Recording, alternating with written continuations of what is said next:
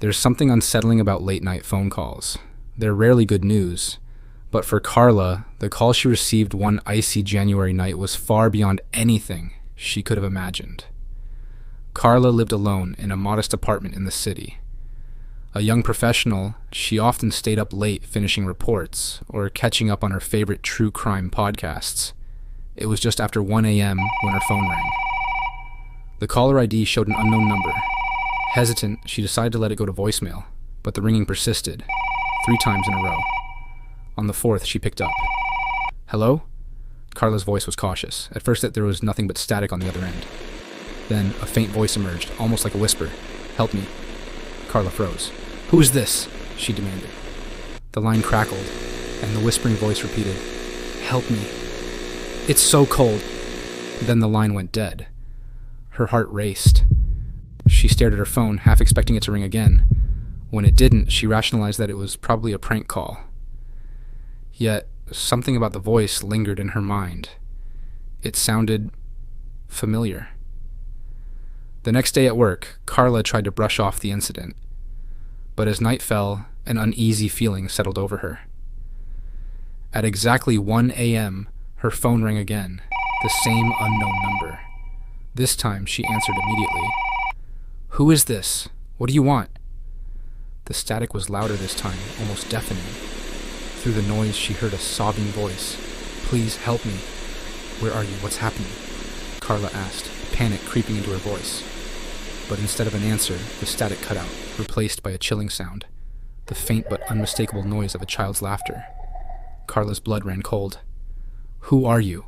she yelled into the receiver, but the line went dead once more. Unable to sleep, Carla scoured the internet for any information about the number. What she found made her stomach drop. The number belonged to a landline in a house that had burned down 5 years ago. The fire had claimed the lives of a mother and her 6-year-old daughter. She dug deeper, reading old newspaper articles about the tragedy. Witnesses had reported hearing screams coming from the house during the fire, but by the time firefighters arrived, it was too late. The house was reduced to ashes.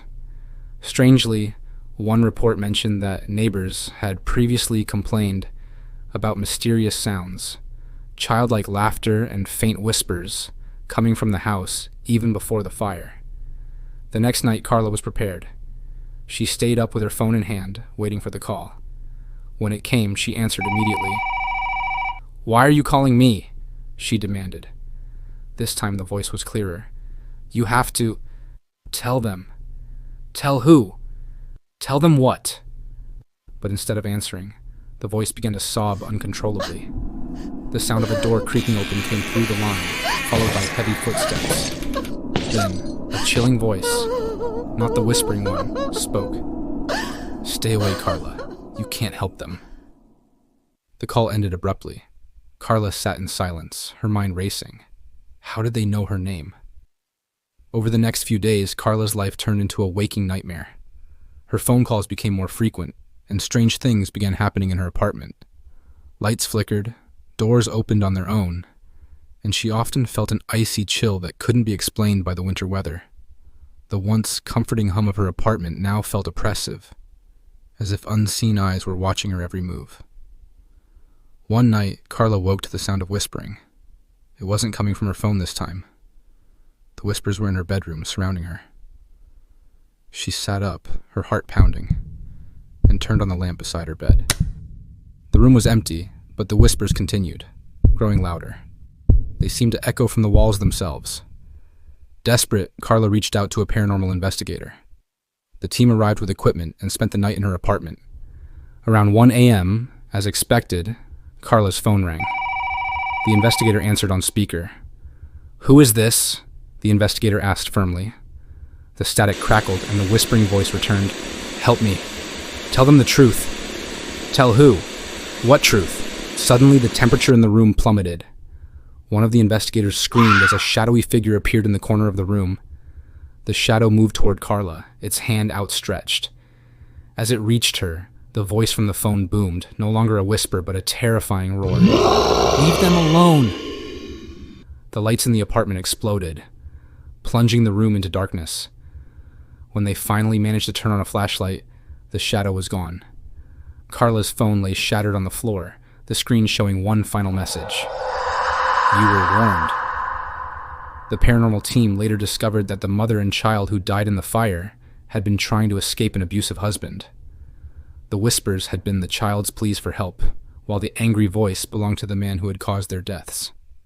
As the team pieced the story together, they realized that Carla had unknowingly been drawn into the tragedy.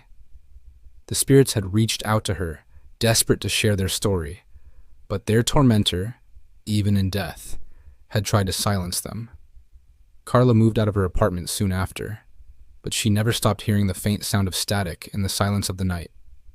And every now and then, her new phone, with a different number, would ring at 1 a.m., showing an unknown caller. To this day, Carla wonders if she'll ever escape the calls, or if the voices will find someone new to haunt. The paranormal team included Carla's case in their files, noting it as one of the most chilling hauntings they'd ever encountered. Despite the warnings, they couldn't shake the feeling that they, too, had been marked by whatever malevolent force lingered in that house, a force that might not be finished with any of them. Weeks later, Carla received an email from one of the investigators. Attached was an audio file captured during their night in her apartment.